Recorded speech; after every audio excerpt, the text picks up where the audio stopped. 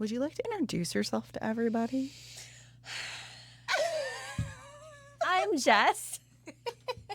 I'm the owner of Mercerie, and wait, am I supposed to be the owner of Mercerie or the founder of Flock? You're both. But You are all of the things. That is important. and then do you want me to look at there or there? You can look at me. You can look at the camera. It's completely whatever feels Welcome comfortable. to learning I'm the most awkward person on camera. Hi, I'm the most second awkward person then, so this is going to be really great.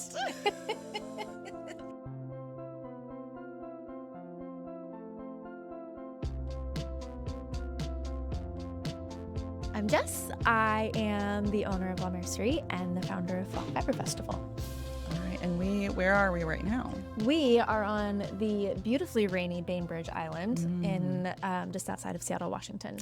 I do love that when you said that, the clouds seem to have parted and sun came down. Ah, the optimism. Let's see how long it lasts. We've been going through an atmospheric river here in Seattle over the last few days. That's been fun. Yeah. But we're not here to talk about the weather. We're here to talk about you and your shop and Flock Fiber Festival. So let's get into it. Perfect. We have already chatted on this podcast. Yes, we have. So if you're interested in a little bit more of a deep dive and me chatting with Jess before we even had the very first Flock Fiber Festival, I'll link it below. We always begin these talking about your maker journey. And now we've already gone into it, but maybe just like a brief overview. Where did all of your creativity begin? Well, I was born in California. No, I feel like I've always been a fairly creative person. My whole family is very creative, and so I just grew up with that as kind of the, like, not the expectation, but always being allowed to be creative in whatever it might be. So I studied photography in school, wanted to be the stereotypical art kid for a very long time, and then eventually found my way to the fiber arts. I actually started with sewing, and way back in the day, La Mercerie carried fabric and yarn. I was really inspired to make my own wardrobe and couldn't find the materials that I wanted, and so ended up with a shop. But because that's the natural progression to take. Of course. But That's what we call an overachiever. Hello, that is me. I sewed my own clothes and decided to try knitting back in college, and clearly it just snowballed from there into, the lifelong passion that it is now. Yes. Yes. Love it. Yes. So I do remember that when you first started La Mercerie, it was out of your house. It was, yes. For the first 5 years, La Mercerie was out of the house. And it just took over every nook and cranny of the house. Yes. There was yarn and fabric on all of the surfaces. And finally it got to the point where it was okay, something needs to change because we need to be able to cook dinner. It wasn't quite that bad, but it was maybe getting close. So yes, it was out of the house for a very long time through the pandemic. It was really important for you to find a shop on Bainbridge. Why is that? I think that the sense of community is really important. Winslow has the community feel here. It just feels like a small town, and it feels so close knit, but has the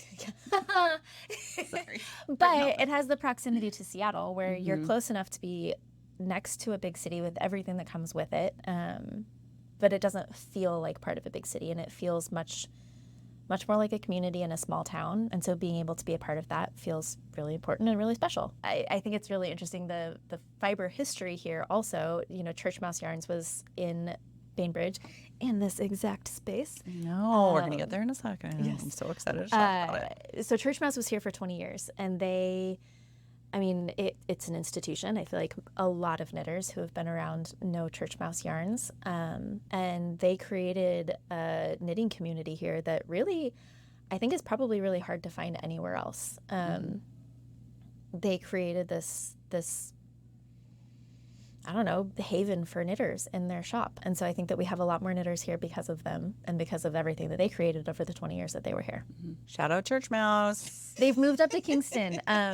So they actually just opened up a showroom space, and they do once a month open houses, so you can still go in and like their samples are amazing. The yarn that they carry is beautiful, and so you can still go shop their stuff too. Talking about you specifically as a human, Yes. when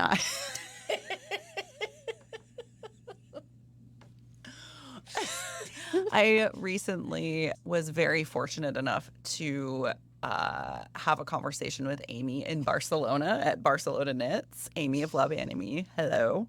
And I asked her, is there one thing that nobody probably knows about you that would be interesting for others to hear? Oh no. She's a black belt. What? Yeah.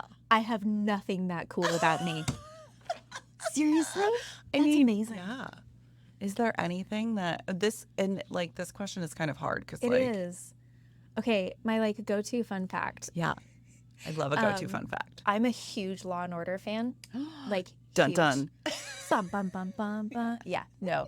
Like to a disturbing point. I think I've seen every episode of Law and Order like ever, like all of them. That's amazing. That's embarrassing, but no, thank you. I love it. No. It's not embarrassing. I feel like we all have our thing, and that's a lot of episodes. That is that when you think about like the impressive. time commitment that it must have taken. Again, Concerning. Go big or go home. Go big or go home and watch all of Law and Order. See you in a few years. Tell us a little bit about the move into this space and why it is so special. I am a big believer in putting things out into the universe and seeing what comes of it. Mm-hmm. And so years ago, I put it out into the universe of like, oh my gosh, I would love to someday be in the Churchmouse space. How magical would that be? Realizing that the chances of that ever happening were like slim to none. And then I just so happened to meet the owners of the people who had a shop in this space prior, and I put it out there of like, if you're ever getting rid of this space, let me know. And they were like, oh no, we'll never get rid of it. Cool. And then a few months later, they called and said, hey, things have changed, life has changed, and we're thinking about giving up the space. Would you be interested? And it was just one of those moments where I could pinpoint the exact email where it was like, if I hadn't followed up with this person, like none of this would have happened. Which is just such a weird thing to be able to like see the decisions that you make actually turn into something, and see that like the connections you make such a big impact in the future. And so from there, things just started moving really fast. And within a month, we were in the new space. We were here. Beautiful. That's so cool. I feel like the people who have those things happen to them, I'm going to put this out into the world and it ends up happening. Like, that doesn't just happen once. I feel like you kind of have like an intuition and know how to kind of manifest things, right? It's like creating a goal with hope. A hope goal. A hope goal. You know, Don't say that 3 times fast. It's not necessarily something that like you have control over it, but I think that once you have this idea in your head, you can work towards it and like make changes to get to that place, even if you don't have full control over the end of the situation. Is there anything else that you can think of in your life that's happened with? Honestly, I think Flock is kind of like the whole, you know, talking about needing a space for community and moving ahead with it before really actually realizing like what all it could be and how big it could get. So yeah, I think that Flock kind of happened in the same sort of way. Yeah. Awesome. Yeah. Okay, we're going to get to Flock in a little bit, but walking into this space, just everything, I want to squish everything. Everything just like flows together, right? It's very, what's the word? It's Curated.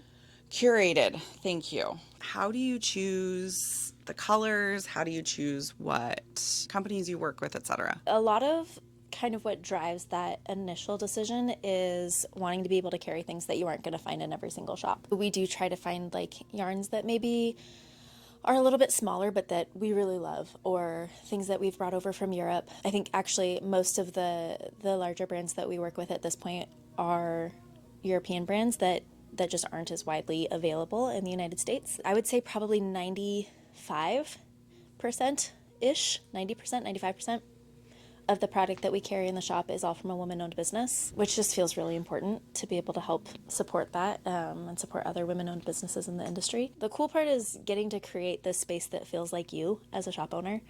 And so the question that I always ask myself is, would I wear this, or would I want to knit with this from a product perspective? And then knowing your color palette, like, it's funny. So there's another shop on the island, Lamb and Kid. I point this way, like they're right there. There's another shop on the island, Lamb and Kid, that is equally as beautiful with like a very different aesthetic and a very different vibe. And they are much more like bright, bold, jewel tones, just not the same colors that we carry here in the shop. But you can tell that like that's the personality of the owner. And she is like a very bright and outgoing person. And so it's just to be able to see these like personalities within the shop and be able to see the personality of the shop owner and kind of come to understand that through the product that they carry, I think is pretty cool. You can tell a little bit about a person when you go into their shop. I want you to take me to 3 brands and colors that are like speaking to you right now in this very moment of like, I need to show everybody this. That's like asking someone to pick their favorite kid. I know, I'm sorry. So one of the bases I'm most excited about right now is Pure Silk from Knitting for Olive. It's like the most lightweight. If you knit with just one strand of it, it feels like you're not wearing anything, which is weird but cool. Okay, and they have the best colors, but it also can be held double without feeling too heavy and is like perfect for summer. Plus, Knitting for Olive is committed to being cruelty-free, which is amazing. We love a company with ethics. I feel very like, this season, we like Pure Silk for its breathability. Like, I don't know. Perfect. So Sunday morning, 4-ply or DK from Sonder Yarn Co. We just brought in Melissa's yarn for local yarn shop day. Okay, when we were talking about like the colors of a shop owner, when we got this yarn in, the team was like, what colors would you pick? And I was like, these 2. We've got a theme. There's a theme. But Sonder Yarn Co. is a BFL Mash'em blend that's like the perfect mix of really soft and really like rustic and beautiful and lovely. And it's a blend that you don't actually see very often. It just feels really special. The weekend that you had your official opening party, which was that weekend, I came in and I ended up buying a sweater quantity. I don't even know what I'm gonna knit, but I got this color right here because it's so pretty. It's like the most perfect rainbow of wool. Yeah, and I'm not even the person who like buys stuff without a plan. So good job, you made a sale. Then the last one is not yarn, but fiber. I learned how to spin about a year-ish ago, a little bit more, and went way far down the rabbit hole. Like, I don't think I knit for an entire year. I just spun everything. And now I've been like bringing the team down with me in this rabbit hole journey. So I think at least half the team, if not more, now spins as well. I would spin something. That would be my last, like, I love it so much. It's just been so much fun. It's the most relaxing, calming thing that I've done in a really long time. Okay, now what color is calling to you right now? That's going to be a fun noise. Yay. Okay, so Andrea Mowry, we're hosting the year-long Spin It to Knit It knit-along with her Traveler collection, and I feel like these 2 are like meant to be together. Oh my gosh. Delicious. I know. And it's a Cormo fiber, so it's like the squishiest, bounciest spin ever. So if somebody's like watching this and they're like, oh man, I've really wanted to spin, but maybe they're scared that they would just end up doing nothing else with their life and sitting in a room and just making yarn. Yes, you were right. And we'll never leave. I'm just I kidding. may or may not be talking about myself. No, for people who are like interested in spinning and maybe they haven't taken that leap yet, what are your suggestions of kind of how to get into it? Drop spindles are like the best way to get into it. It's definitely a slower process than learning on the wheel. But you get to learn the mechanics of spinning really well and decide if you think that you will like it enough to invest in a wheel, because it is definitely an investment. It works both sides of your brain in a way that not very many activities do, and so it's like the best way to calm down. So drop spindle is like such an easy way to get involved and try it out. And you can buy like a braid of fiber and a drop spindle and see how you like it.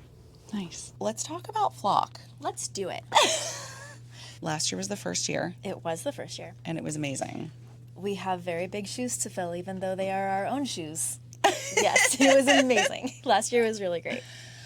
Okay, so before we dive into this, if somebody is watching and they're like, what's a flock? Give a little bit of background. Like, why did you start flock? Why did you want to do this? And then, like, what is it? Flock Fiber Festival last year was a marketplace here in Seattle that we started. We had 70-ish vendors, 65 vendors, something like that. There's so many talented fiber artists in the Pacific Northwest, and it kind of started from this realization of like, we have so much goodness around us, and yet all of the shows tend to be like in California or on the East Coast, and why are we not taking advantage of what we have here in our backyard? And it kind of grew from there. So last year was a marketplace. This year we have the marketplace for 2 days, but we also have classes for all 3 days of the weekend. It's a marketplace, but it's also a community. You know, it's a place to be able to have all of these fiber people come and get to know each other and get to meet and shop and talk and just be. And that's what this year's focus is really going to be about, is how do we create this space for people to just gather for the weekend. And knit and crochet and make and spin and just celebrate the fact that we all have something in common. I will say, being a part of Flock last year was absolutely just so wonderful for making. It was our very first event, right, that we ever did a partnership with. Same. Yep. After that, there were other events that we went to, and I feel like some of the events had very similar vibes to Flock, where it was like everyone was just like all about community, and consumerism happened because it's a marketplace, but it wasn't top of, like, it wasn't like the first thing that you... Bainbridge? Okay. It just happens. Is this place haunted? No, I'm pretty sure it's when the bakery next door uses their dishwasher. And maybe their oven at the same time. Who knows? But can we make up a story about Yes, how it's it's definitely haunted. Mm-hmm. Okay. Ghosts of knitters past. R.I.P. I feel like there are certain shows, some of the newer ones that have popped up, and then like Barcelona Knits, where there's this level of community and just like love for each other, and it's this feeling of like, we're all here because of this thing that we love to do, and it's amazing, and I want to get to know people, and people are just like chatting and introducing each other. I don't know, just again, I feel like community is one of those words that does get thrown around a little too much. Yeah. But there's no better word for it as long as it has like really good intention, right? Yeah. It was really interesting because we had, done a few events last year, and after the last one I was like, what is the thing that's different about Barcelona Knits and about Flock and about Sacred Sheep and these places where community just felt so strong. And I think that where I landed was the intention of the festival and ensuring that that's pulled through every single year. Yeah. Because, while we enjoy every single event that we've partnered with, some of the events don't necessarily have the same intention as the first year because they've been going for so long, right? It's also, thinking about like Flock and Sacred Sheep and Barcelona Knits is run by 2 women who own a yarn store, right? Yep. I think that a lot of it also comes from, like Rachel from Ritual Dyes, who started Sacred Sheep. She and I both vended at shows before starting a show. And so I think that it's also this we know what it can be like when it's not good, and I think that it starts from creating a space that is really welcoming and supportive of the vendors. And when the vendors feel supported, then it creates just like a very different vibe and a very different feeling at the shows. And I think that's something that we've been very aware of with Flock is how do we support the vendors through this process, because we've been a vendor. And I'm sure Rachel does the same thing in the Women from Barcelona Knits. Like, we've all been there. We know how stressful that is and what a huge investment it is for the vendors to be able to participate in shows like this. And so remembering that there's people behind each of these booths, as opposed to it being just a way to make more money or to, you know, fund yet another show or whatever it might be. I think that there's a huge level of responsibility that comes with realizing that your event or your show has such a massive impact on other people's livelihoods, and that's not something that should be taken lightly. Yeah, 100%. Even the people, though, that you attract to attend, based on, like, the vibes that you put out there, we got some cool vibes here, okay? Yeah, that's what I would use to describe myself as cool. Cool vibes. Cool vibes. But it's, you know, again, like, I'm not, like, here talking shit, but, like, there was, you know, a certain festival that was amazing, and we got to see so many awesome people, but, like, how many times did I get, like, pushed out of the way for somebody to just go touch yarn, you know? And I did not feel that at all last year at Flock. How, like, do you think it's just, like, because you've kind of put this out into the world that, like, it picks up the right people? Or is there a giant sign that says don't push people for yarn somewhere that I didn't see? We're nice here. Like, I wish I had an answer, because if we could bottle that up and just repeat it all the time, it would take so much stress off. Yeah. I think that it's also a little bit of, like, we've all changed over the last 4 years as consumers. And, like, yes, for the worse, there are people who push people and, like, you know, want to get to the yarn first, and, like, there's always going to be some of that, and maybe some of that's gotten worse over the years too. But I think that these markets that are about more than just shopping, and that can create something outside of just being there to buy yarn, it attracts people who are interested in getting to know one another and who want to have this safe space to just go be. I think that's the thing that surprised me the most last year about Flock. We'd wanted to have classes last year, and it just didn't work out with the venue, and it did end up being just a market. But people were sitting at the tables outside all day long, and people just hung out at the venue, and it was coming off of a really tough 3 years, and I think people were just excited to be around each other again and to be in this space where they felt welcome after being isolated for so long. And it was the first time that people got to do that in a way that felt safe. What was something that was unexpected that happened last year that you learned from to bring to this year? It doesn't have to be a negative thing. Or it can be. Like. No, we were so lucky last year. We prepared for every negative. Well, I thought we'd prepared for it. I didn't sleep because I was in my head preparing for every negative thing that could happen. And everybody was so, like, loving and welcoming. I think that the biggest thing, again, was, like, seeing how many people just wanted to stay and hang out and just be there. And so we're kind of, this year, we are planning our marketplace around that idea, around that mentality of having a place for people to just sit and be. We're going to have, like, the lectures and panels that are going to be free for everybody to just sit and listen while they need to take a break from shopping, or if they need to grab some food. Like, all of that will happen in the same space, so that we can create a weekend where you can just get away and take classes or shop or just talk with other people who are makers while you're at the show. Yeah. Okay, so what's different this year? So year two. We have about twice as many vendors. There's like 112 vendors, I think, this year, which blows my mind.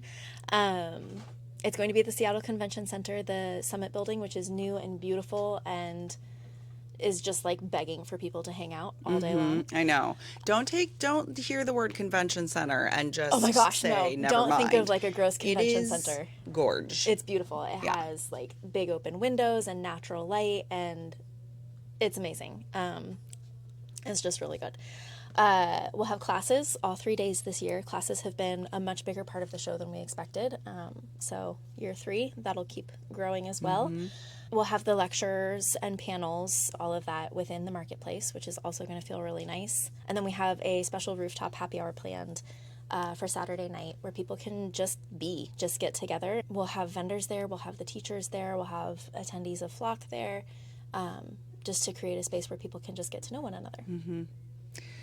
I feel like so many people that I have seen that are coming are like flying in for this, which is, you know, crazy. You originally were like, okay, we're going to do this because the Pacific Northwest needs a festival. We need that too, okay?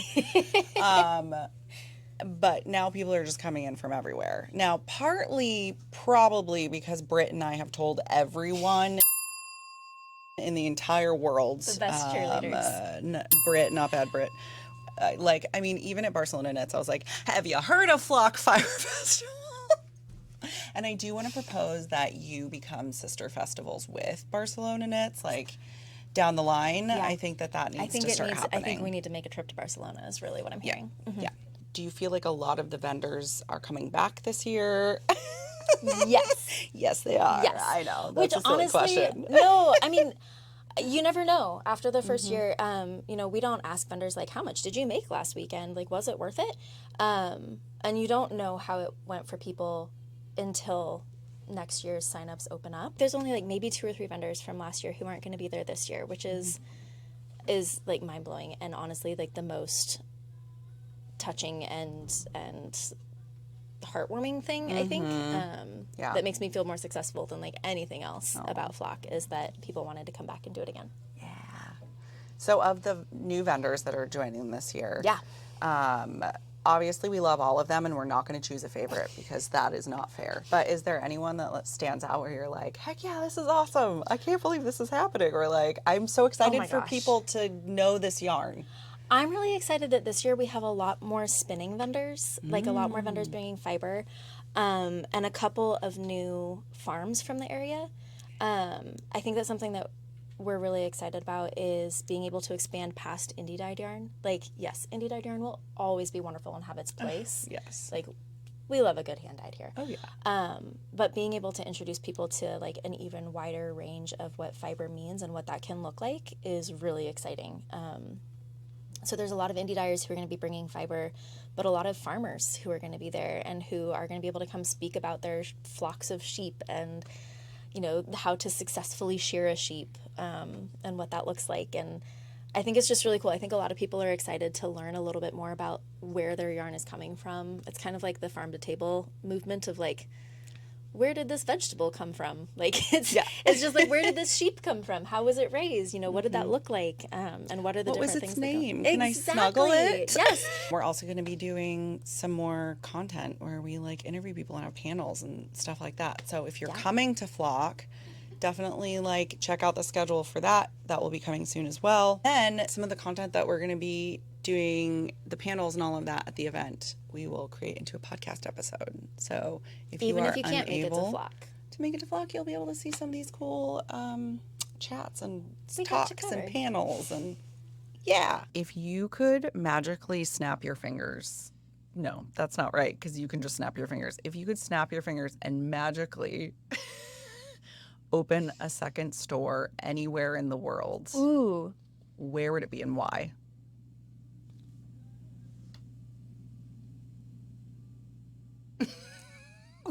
Possibilities. I think Catherine said I wouldn't own a second store. That's a really fair. I know. Maybe that's why I'm struggling. Probably Colorado. I grew up there, and it's like my heart will always be in the mountains of Colorado. Yeah. And I love going back to visit. It just feels like home. Like I've been in Washington for, I don't know, 12-ish, 14 years, something like that. But every time I go back to Colorado, it just like feels so comforting. And I think that a lot of the things that make me love Washington are very similar to the people who are in Colorado. And so I think it would like, you know, it would be wonderful and fabulous. Yeah. Or London, because I love London so much. But Colorado will always be my place. Yeah. Yeah. Cool. Moving into this space, what were you like super stoked about? The history of the shop. So as we talked about earlier, Churchmouse was here for 20 years. And I know that the community as a whole was really sad to see them decide to close their retail shop at the beginning of the pandemic.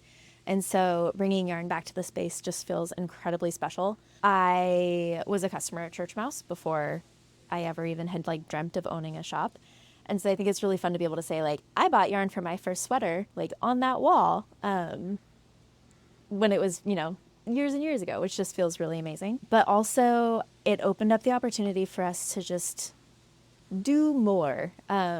So we'll be able to do like more collaborations and more yarn, obviously, but also we now have the space to be able to carry the full collection of a lot of different bases. So we don't have to pick and choose what colors we want. We can just have all of them.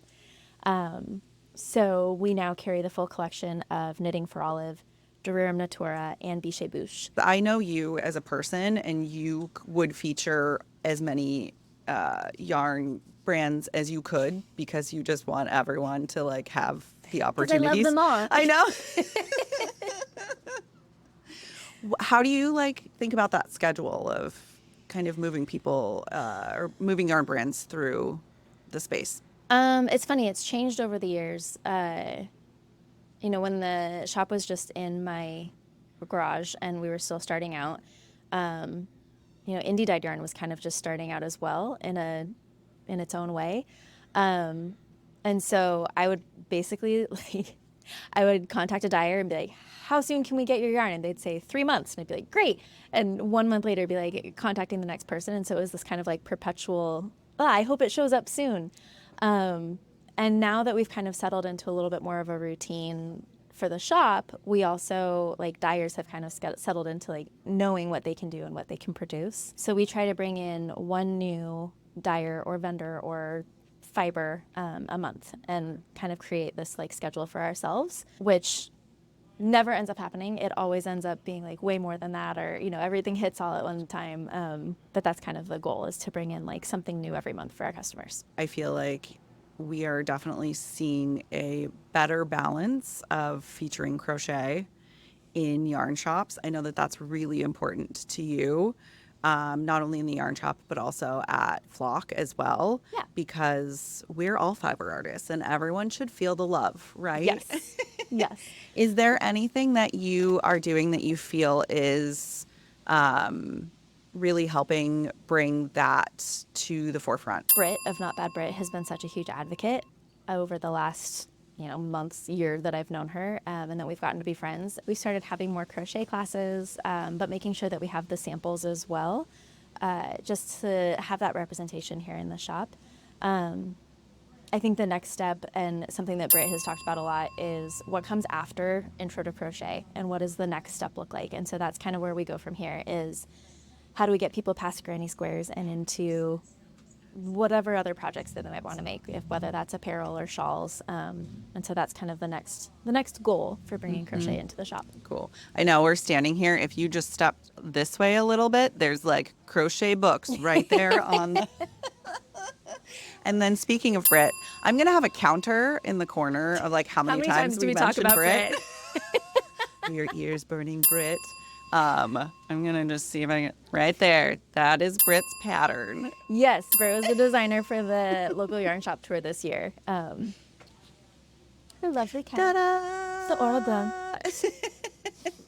If somebody's coming to visit Seattle or even just coming out to Bainbridge and they want to make a full day of it, what would your like ideal day be?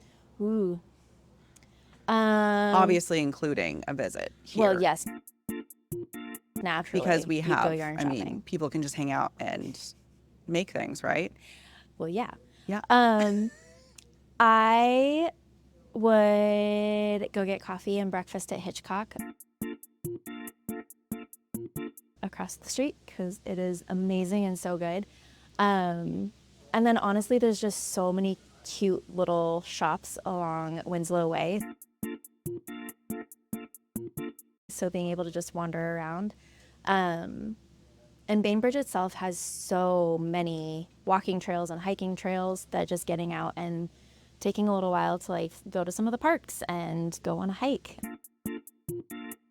That's how I would spend the day. I would go to Lamb and Kid. I would get some ice cream across the street because naturally, what is a day without ice cream? Yeah. And then go to Bassa for dinner because they have the best spicy margaritas. I can confirm. Honestly, my perfect day is literally like yarn, wandering, and food. Yeah. There's nothing better. Yeah, what else is there? I love it. What else is there in life?